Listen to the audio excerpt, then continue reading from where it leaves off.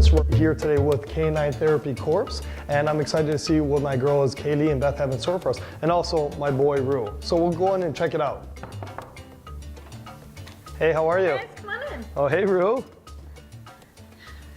So how did you guys become the top dogs here? No pun intended, or pun intended, however you guys want to do it. The only dogs. The only dogs. We were both actually volunteers, and at different points in our volunteer career here, job opportunities opened up and we both ran for it.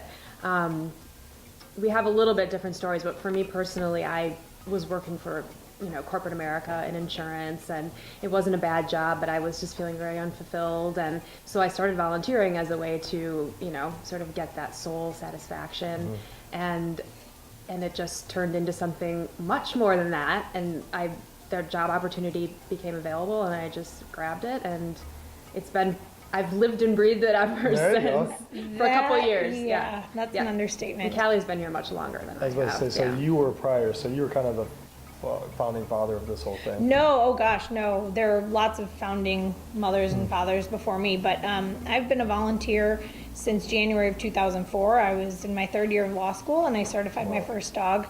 Her name is Scotch and she's long retired, but she brought me into this world, and we started volunteering at Somerset Place, which was a residential facility for adults with mental illness. I volunteered with Scotch for about 5 years until she retired. But in August of 2008, Canine Therapy Corps went from having one full-time employee and one part-time employee to 2 full-time employees, and I became that second full-time employee. So I came in as the communications program and outreach director. And then a couple of years ago, I came into the role that I am in now, and then I was recently named executive director. Awesome, that's awesome. Yeah, so Rue is my second dog. There you go. That I certified, and he's been working since November of 2008. So he's probably like the director of WOW or something along. He's the director of fun. Yeah. Director of fun and sleeping. You wouldn't know it by looking at him when he's here in the office, but he's the greeting committee. So one of the biggest questions I want to ask you guys, what is the biggest hurdle to get people involved? What is the biggest, I guess, bump in the road that you guys have dealt with to get people actually to help and to participate in the organization? I would have to say interest versus preparation. We have so many people and their dogs who are interested in volunteering with us, and we are so grateful for that, and we think that there are many dogs with the capability to do the work that we do. However, our test is very difficult, so trying to get people through the process, not into the pipeline. But when you guys say test, are you talking about the test of the dogs? And the canines? The certification test for the dogs. To see if the dogs are qualified to that. Exactly, Okay. and it's a 14-part pass-fail temperament and obedience test, and if the dog fails one element, they have to come back and retest. Oh, wow. So it's a really big deal.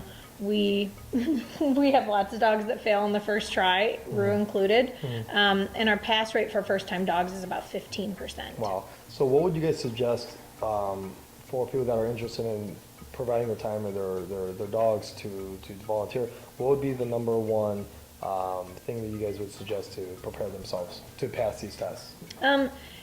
Taking training classes with reputable qualified trainers, and also taking their training into the public, taking their dogs lots of different places, socializing them, knowing that, getting to the point where they're comfortable knowing that the dog can do their obedience skills in any environment, not just the living room or not just the training facility. But if they go to Petco, they have the same attention from their dog that they have at home. Awesome.